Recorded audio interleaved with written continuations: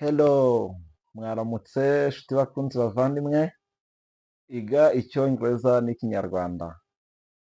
Learn English with Dr. Faustin. Menya uko dukoresha aya magambo, nshuti bavandimwe.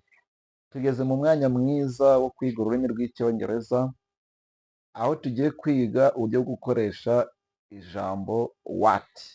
Akajambo what bisobanuye iki. What, iki. Ijambo what ni ijambo bakunze gukoresha iyo bagiye kubaza ikibazo ku byerekeranye n'ikintu, aho kiri, ikintu icyo ari cyo. Ni akajambo gakoreshwa ku bintu, aho tugiye kwifashisha ingero zigiye zitandukanye, tukareba uko iryo jambo rikoreshwa, uko ritangira interuro, noneho tukareba igiherekeza interuro akabazo. Ni ikibazo burya baba bakubajije. Wibuke gukanda subscribe kugira ngo andi mavideo akurikira ntazagucike, tujye duhora turi kumwe. Njye ndi Dr. Faustin. What, iki. What, iki. Examples, reka dufate ingero. Nshobora kukubaza ngo witwa nde. Witwa nde. Ndi kubaza izina ryawe. Izina ikihe.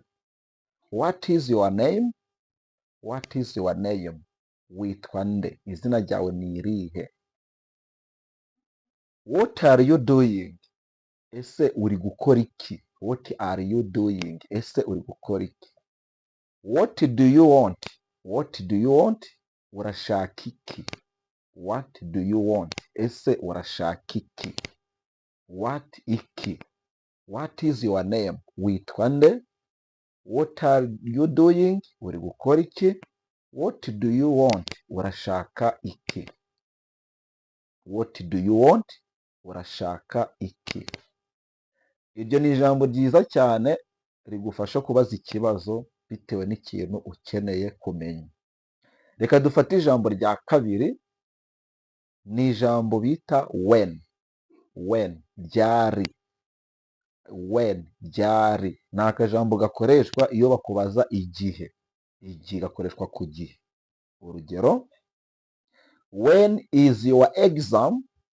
Ikizamini cyawe ni ryari. When is your exam? Ikizamini cyawe ni ryari. When do you go to school? Urajya ku ishuri ryari. When do you go to school? Urajya ku ishuri ryari. When did he arrive? When did he arrive? Yagezeyo ryari. Yagezeyo ryari.